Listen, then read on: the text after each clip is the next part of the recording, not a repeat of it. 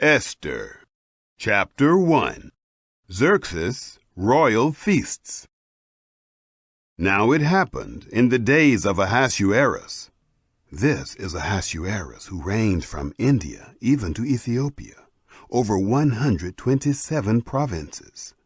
That in those days, when the king Ahasuerus sat on the throne of his kingdom, which was in Shushan the palace, in the 3rd year of his reign, he made a feast for all his princes and his servants, the power of Persia and Media, the nobles and princes of the provinces, being before him.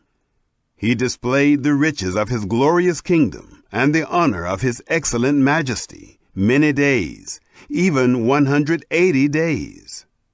When these days were fulfilled, the king made a 7-day feast for all the people who were present in Shushan the palace, both great and small, in the court of the garden of the king's palace. There were hangings of white, green, and blue material, fastened with cords of fine linen and purple to silver rings, and marble pillars. The couches were of gold and silver, on a pavement of red, white, yellow, and black marble. They gave them drinks in golden vessels of various kinds, including royal wine in abundance, according to the bounty of the king. In accordance with the law, the drinking was not compulsory, for so the king had instructed all the officials of his house, that they should do according to every man's pleasure.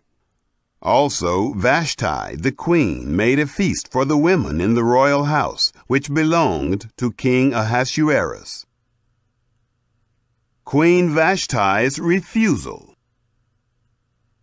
On the 7th day, when the heart of the king was merry with wine, he commanded Mehuman, Biztha, Harbona, Bigtha, and Abagtha, Zethar, and Carcas, the 7 eunuchs who served in the presence of Ahasuerus the king, to bring Vashti the queen before the king with the royal crown, to show the people and the princes her beauty, for she was beautiful.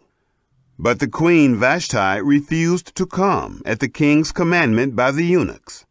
Therefore the king was very angry, and his anger burned in him. Queen Vashti deposed. Then the king said to the wise men, who knew the times, for it was the king's custom to consult those who knew law and judgment, and the next to him were Carshena, Shethar, Admatha, Tarshish, Meres, Marsena, and Memucan, the 7 princes of Persia and Media, who saw the king's face, and sat first in the kingdom. What shall we do to the queen Vashti according to law, because she has not done the bidding of the king Ahasuerus by the eunuchs? Memucan answered before the king and the princes, Vashti the queen has not done wrong to just the king, but also to all the princes, and to all the people who are in all the provinces of the king Ahasuerus. For this deed of the queen will become known to all women, causing them to show contempt for their husbands, when it is reported, King Ahasuerus commanded Vashti the queen to be brought in before him, but she didn't come. Today the princesses of Persia and Media, who have heard of the queen's deed, will tell all the king's princes. This will cause much contempt and wrath. If it please the king, let a royal commandment go from him, and let it be written among the laws of the Persians and the Medes, so that it cannot be altered, that Vashti may never again come before King Ahasuerus, and let the king give her royal estate to another who is better than she, when the king's decree which he shall make is published throughout all his kingdom, for it is great. All the wives will give their husbands honor, both great and small. This advice pleased the king and the princes, and the king did according to the word of Memucan, for he sent letters into all the king's provinces, into every province according to its writing, and to every people in their language, that every man should rule his own house, speaking in the language of his own people. Chapter 2. Seeking Vashti's Successor. After these things, when the wrath of King Ahasuerus was pacified, he remembered Vashti and what she had done, and what was decreed against her. Then the king's servants who served him said, "Let beautiful young virgins be sought for the king. Let the king appoint officers in all the provinces of his kingdom, that they may gather together all the beautiful young virgins to the citadel of Susa, to the women's house, to the custody of Hegai the king's eunuch, keeper of the women. Let cosmetics be given them, and let the maiden who pleases the king be queen instead of Vashti."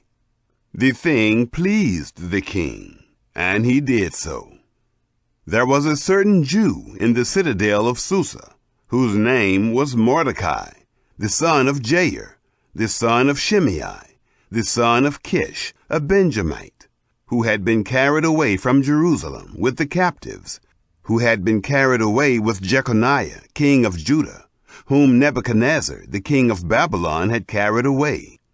He brought up Hadassah, that is, Esther, his uncle's daughter, for she had neither father nor mother. The maiden was fair and beautiful, and when her father and mother were dead, Mordecai took her for his own daughter. Esther finds favor. So it happened, when the king's commandment and his decree was heard, and when many maidens were gathered together to the citadel of Susa, to the custody of Hegai, that Esther was taken into the king's house, to the custody of Hegai, keeper of the women. The maiden pleased him, and she obtained kindness from him. He quickly gave her cosmetics and her portions of food, and the 7 choice maidens who were to be given her out of the king's house. He moved her and her maidens to the best place in the women's house.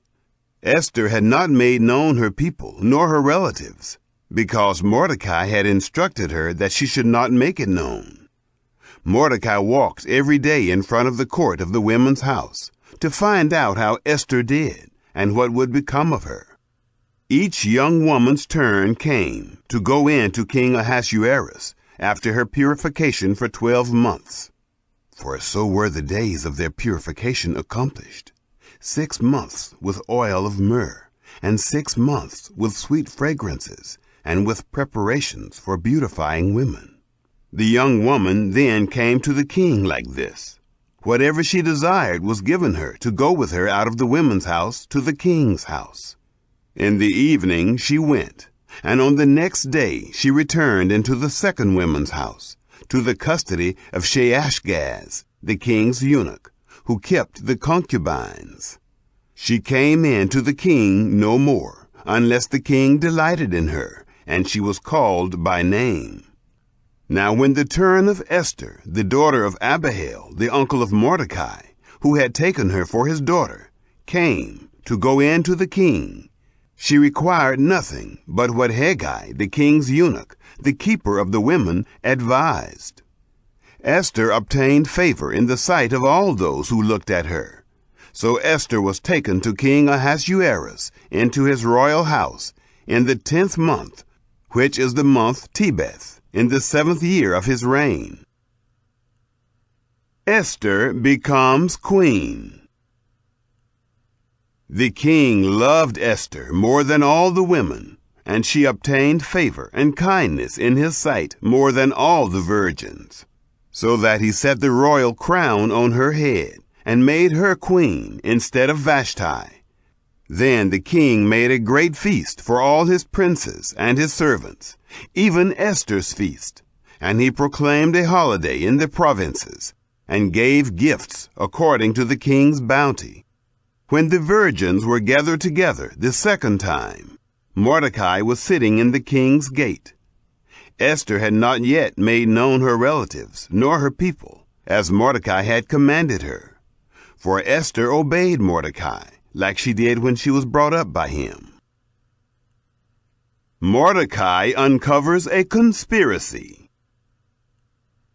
In those days, while Mordecai was sitting in the king's gate, two of the king's eunuchs, Bigthan and Teresh, who were doorkeepers, were angry and sought to lay hands on the king Ahasuerus. This thing became known to Mordecai, who informed Esther the queen, and Esther informed the king in Mordecai's name. When this matter was investigated, it was found to be so. They were both hanged on a tree, and it was written in the book of the Chronicles in the king's presence. Chapter 3. Haman plots against the Jews.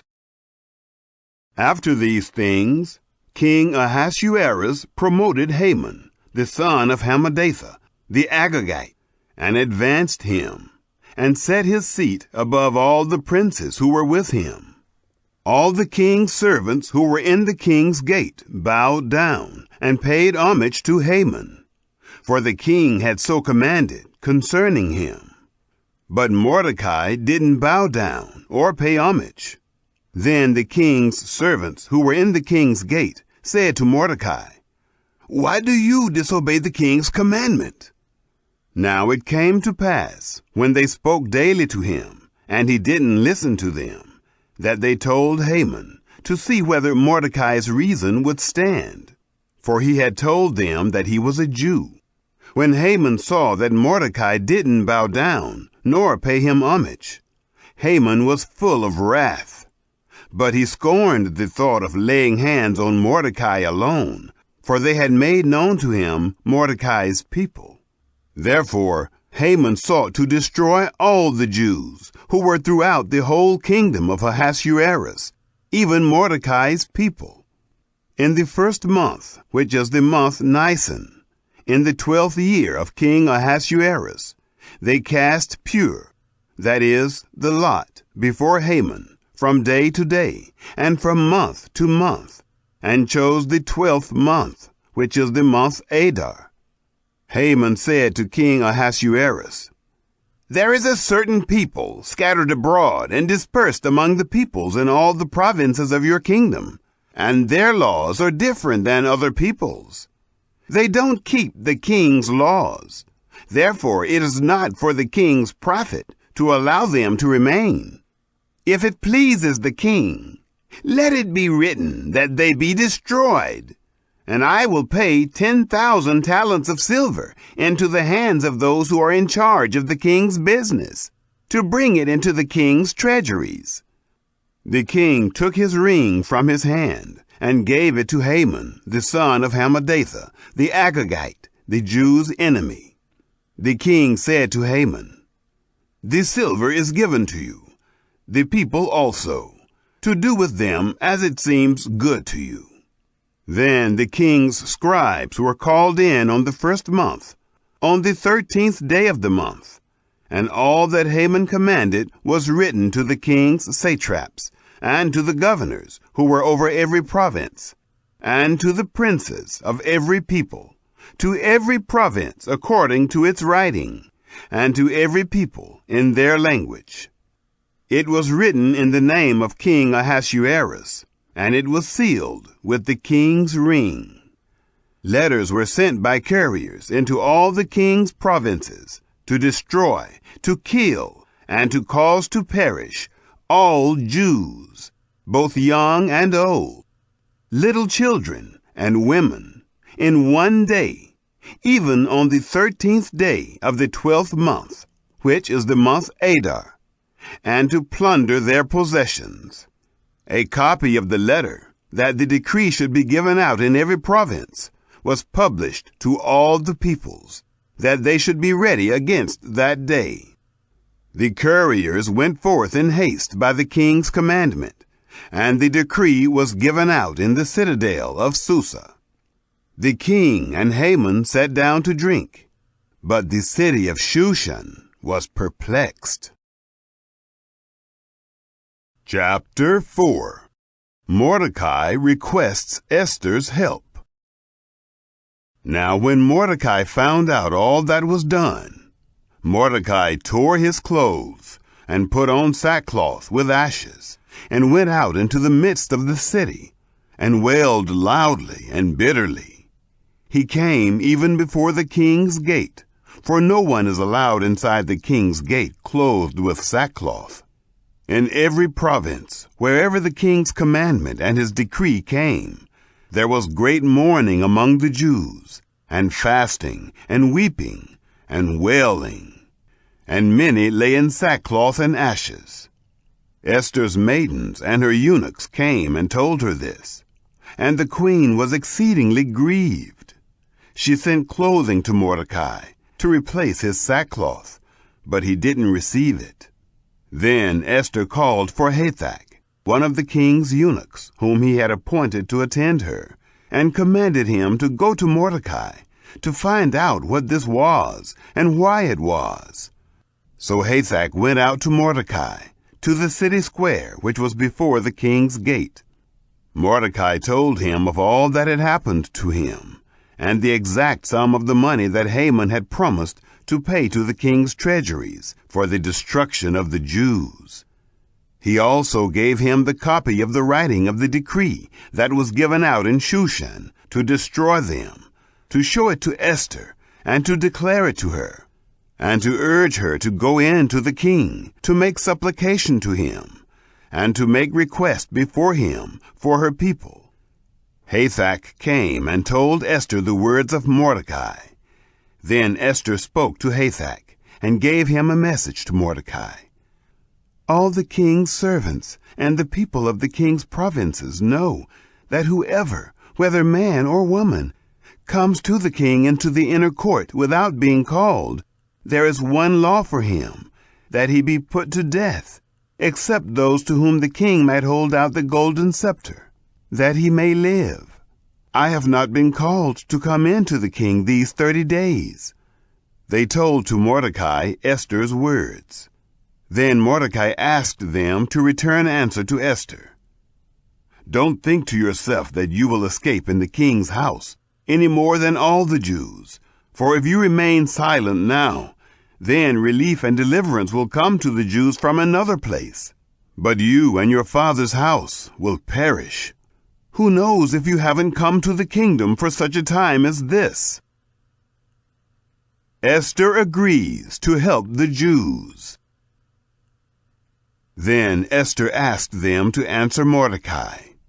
Go, gather together all the Jews who are present in Shushan, and fast for me, and neither eat nor drink 3 days, night or day. I and my maidens will also fast the same way. Then I will go in to the king, which is against the law, and if I perish, I perish. So Mordecai went his way, and did according to all that Esther had commanded him. Chapter 5. Esther plans a banquet.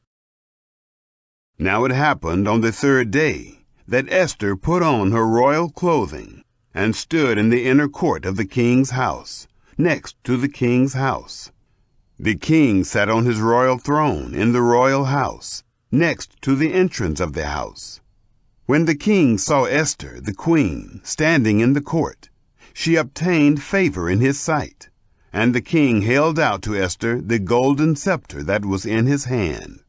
So Esther came near and touched the top of the scepter. Then the king asked her, "What would you like, Queen Esther? What is your request? It shall be given you even to the half of the kingdom." Esther said, "If it seems good to the king, let the king and Haman come today to the banquet that I have prepared for him." Then the king said, "Bring Haman quickly, so that it may be done as Esther has said." So the king and Haman came to the banquet that Esther had prepared. The king said to Esther at the banquet of wine, "What is your petition? It shall be granted you. What is your request? Even to the half of the kingdom it shall be performed." Then Esther answered and said, "My petition and my request is this. If I have found favor in the sight of the king, and if it please the king to grant my petition and to perform my request, Let the king and Haman come to the banquet that I will prepare for them, and I will do tomorrow as the king has said." Haman's plot against Mordecai. Then Haman went out that day, joyful and glad of heart. But when Haman saw Mordecai in the king's gate, that he didn't stand up or move for him, he was filled with wrath against Mordecai. Nevertheless, Haman restrained himself and went home. There he sent and called for his friends and Zeresh his wife. Haman recounted to them the glory of his riches, the multitude of his children, all the things in which the king had promoted him, and how he had advanced him above the princes and servants of the king. Haman also said, "Yes, Esther the queen let no man come in with the king to the banquet that she had prepared, but myself. And tomorrow I am also invited by her, together with the king. Yet all this avails me nothing, so long as I see Mordecai the Jew sitting at the king's gate." Then Zeresh his wife and all his friends said to him, "Let a gallows be made, 50 cubits high, and in the morning speak to the king about hanging Mordecai on it. Then go in merrily with the king to the banquet." This pleased Haman, so he had the gallows made. Chapter 6. Mordecai is honored. On that night the king couldn't sleep. He commanded the book of records of the Chronicles to be brought, and they were read to the king. It was found written that Mordecai had told of Bigthan and Teresh, 2 of the king's eunuchs, who were doorkeepers, who had tried to lay hands on the king Ahasuerus. The king said, "What honor and dignity have been bestowed on Mordecai for this?" Then the king's servants who attended him said, "Nothing has been done for him." The king said, "Who is in the court?" Now Haman had come into the outer court of the king's house to speak to the king about hanging Mordecai on the gallows that he had prepared for him. The king's servants said to him, "Behold, Haman stands in the court." The king said, "Let him come in." So Haman came in. The king said to him, "What shall be done to the man whom the king delights to honor?" Now Haman said in his heart, "Who would the king delight to honor more than myself?" Haman said to the king, "For the man whom the king delights to honor, let royal clothing be brought, which the king uses to wear, and the horse that the king rides on, and on the head of which a crown royal is set. Let the clothing and the horse be delivered to the hand of one of the king's most noble princes, that they may array the man whom the king delights to honor with them, and have him ride on horseback through the city square, and proclaim before him, 'Thus shall it be done to the man whom the king delights to honor.'" Haman forced to honor Mordecai. Then the king said to Haman, "Hurry and take the clothing and the horse, as you have said, and do this for Mordecai the Jew, who sits at the king's gate. Let nothing fail of all that you have spoken."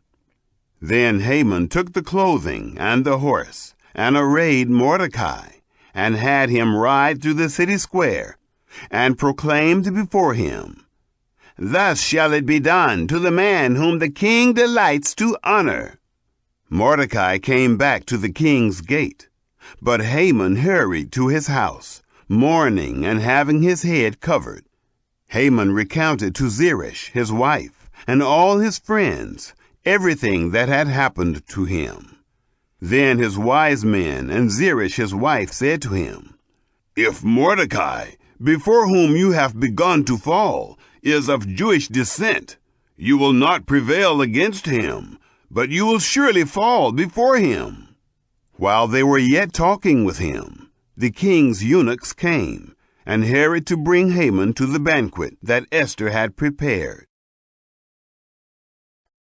Chapter 7. Esther pleads for her people. So the king and Haman came to banquet with Esther the queen. The king said again to Esther on the second day at the banquet of wine, "What is your petition, Queen Esther? It shall be granted you. What is your request? Even to the half of the kingdom it shall be performed." Then Esther the queen answered, "If I have found favor in your sight, O king, and if it please the king, let my life be given me at my petition, and my people at my request. For we are sold, I and my people, to be destroyed, to be slain, and to perish. But if we had been sold for bondservants and bondmaids, I would have held my peace, although the adversary could not have compensated for the king's loss." Then King Ahasuerus said to Esther the queen, "Who is he, and where is he who dared presume in his heart to do so?" Esther said, "An adversary and an enemy, even this wicked Haman." Then Haman was afraid before the king and the queen. Haman is hanged. The king arose in his wrath from the banquet of wine and went into the palace garden. Haman stood up to make request for his life to Esther the queen, for he saw that there was evil determined against him by the king. Then the king returned out of the palace garden into the place of the banquet of wine, and Haman had fallen on the couch where Esther was. Then the king said, "Will he even assault the queen in front of me in the house?" As the word went out of the king's mouth, they covered Haman's face. Then Harbona, one of the eunuchs who were with the king, said, "Behold, the gallows, 50 cubits high, which Haman has made for Mordecai, who spoke good for the king, is standing at Haman's house." The king said, "Hang him on it." So they hanged Haman on the gallows that he had prepared for Mordecai. Then was the king's wrath pacified. Chapter 8. Mordecai is advanced. On that day, King Ahasuerus gave the house of Haman, the Jews' enemy, to Esther the queen. Mordecai came before the king, for Esther had told what he was to her. The king took off his ring, which he had taken from Haman, and gave it to Mordecai. Esther set Mordecai over the house of Haman. Esther spoke yet again before the king, and fell down at his feet, and begged him with tears to put away the mischief of Haman the Agagite, and his device that he had devised against the Jews. Then the king held out to Esther the golden scepter. So Esther arose and stood before the king. She said, "If it pleases the king, and if I have found favor in his sight, and the thing seem right to the king, and I am pleasing in his eyes, let it be written to reverse the letters devised by Haman, the son of Hammedatha the Agagite, which he wrote to destroy the Jews who are in all the king's provinces. For how can I endure to see the evil that would come to my people? How can I endure to see the destruction of my relatives?" Xerxes' decree. Then King Ahasuerus said to Esther the queen and to Mordecai the Jew, "See, I have given Esther the house of Haman, and him they have hanged on the gallows, because he laid his hand on the Jews. Write also to the Jews, as it pleases you, in the king's name, and seal it with the king's ring. For the writing which is written in the king's name, and sealed with the king's ring, may not be reversed by any man." Then the king's scribes were called at that time, in the 3rd month, Sivan, on the 23rd day of the month. And it was written according to all that Mordecai commanded to the Jews, and to the satraps, and the governors and princes of the provinces, which are from India to Ethiopia, 127 provinces, to every province according to its writing, and to every people in their language, and to the Jews in their writing and in their language. He wrote in the name of King Ahasuerus, and sealed it with the king's ring, and sent letters by courier on horseback, riding on royal horses that were bred from swift steeds. In those letters, the king granted the Jews who were in every city to gather themselves together and to defend their life, to destroy, to kill, and to cause to perish all the power of the people and province that would assault them, their little ones and women, and to plunder their possessions, on one day in all the provinces of King Ahasuerus, on the 13th day of the 12th month, which is the month Adar. A copy of the letter, that the decree should be given out in every province, was published to all the peoples, that the Jews should be ready for that day to avenge themselves on their enemies. So the couriers who rode on royal horses went out, hastened and pressed on by the king's commandment. The decree was given out in the citadel of Susa. Mordecai went out of the presence of the king in royal clothing of blue and white, and with a great crown of gold, and with a robe of fine linen and purple. And the city of Susa shouted and was glad. The Jews had light, gladness, joy, and honor. In every province and in every city, wherever the king's commandment and his decree came, the Jews had gladness, joy, a feast, and a good day. Many from among the peoples of the land became Jews, for the fear of the Jews was fallen on them. Chapter 9. The Jews destroy their enemies. Now in the 12th month, which is the month Adar, on the 13th day of the month, when the king's commandment and his decree drew near to be put in execution, on the day that the enemies of the Jews hoped to conquer them. But it turned out the opposite happened, that the Jews conquered those who hated them. The Jews gathered themselves together in their cities throughout all the provinces of the king Ahasuerus to lay hands on those who wanted to harm them. No one could withstand them, because the fear of them had fallen on all the people. All the princes of the provinces, the satraps, the governors, and those who did the king's business helped the Jews, because the fear of Mordecai had fallen on them. For Mordecai was great in the king's house, and his fame went out throughout all the provinces. For the man Mordecai grew greater and greater. The Jews struck all their enemies with the stroke of the sword, and with slaughter and destruction, and did what they wanted to those who hated them. In the citadel of Susa, the Jews killed and destroyed 500 men. They killed Parshandatha, Dalphon, Aspatha, Poratha, Adalia, Aridatha, Parmashta, Orisai, Oridai, and Visatha, the 10 sons of Haman, the son of Hammedatha, the Jews' enemy. But they didn't lay their hand on the plunder. On that day, the number of those who were slain in the citadel of Susa was brought before the king. Haman's sons hanged. The king said to Esther the queen, "The Jews have slain and destroyed 500 men in the citadel of Susa, including the 10 sons of Haman. What then have they done in the rest of the king's provinces? Now, what is your petition? It shall be granted you. What is your further request? It shall be done." Then Esther said, "If it pleases the king, let it be granted to the Jews who are in Shushan to do tomorrow also, according to this day's decree, and let Haman's 10 sons be hanged on the gallows." The king commanded this to be done.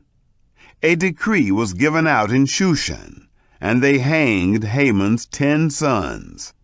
The Jews who were in Shushan gathered themselves together on the 14th day also of the month Adar, and killed 300 men in Shushan, but they didn't lay their hand on the spoil. The other Jews who were in the king's provinces gathered themselves together, defended their lives, had rest from their enemies, and killed 75,000 of those who hated them. But they didn't lay their hand on the plunder. This was done on the 13th day of the month Adar, and on the 14th day of that month they rested and made it a day of feasting and gladness. The Feast of Purim instituted. But the Jews who were in Shushan assembled together on the 13th and on the 14th days of the month, and on the 15th day of that month they rested, and made it a day of feasting and gladness. Therefore the Jews of the villages, who live in the unwalled towns, make the 14th day of the month Adar a day of gladness and feasting, a good day, and a day of sending presents of food to one another.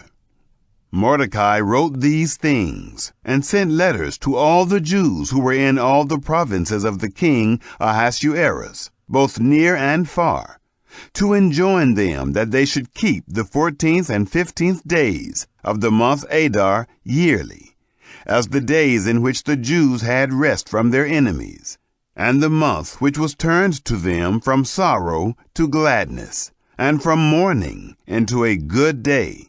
And they should make them days of feasting and gladness, and of sending presents of food to one another, and gifts to the needy.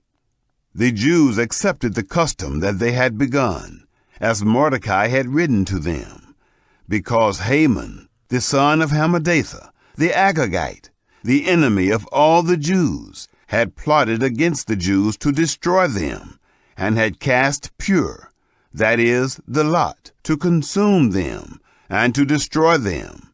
But when this became known to the king, he commanded by letters that his wicked device, which he had devised against the Jews, should return on his own head, and that he and his sons should be hanged on the gallows.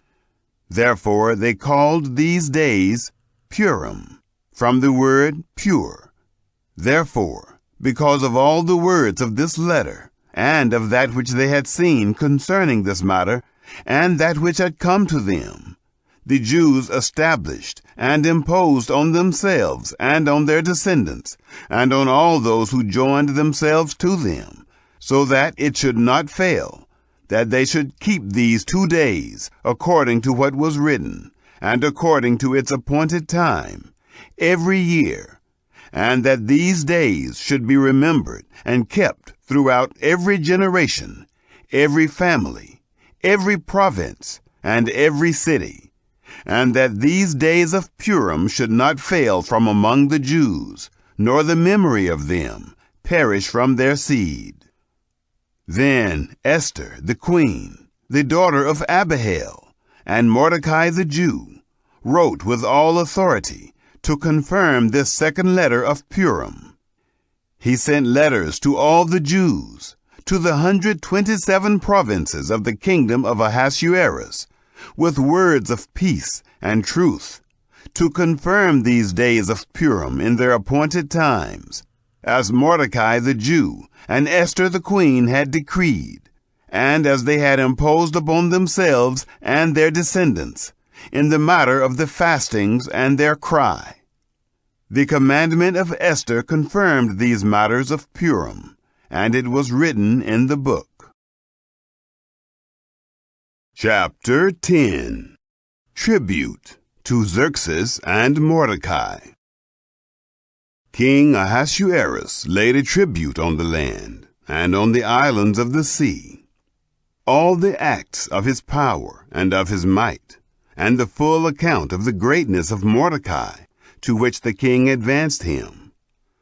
Aren't they written in the book of the Chronicles of the kings of Media and Persia?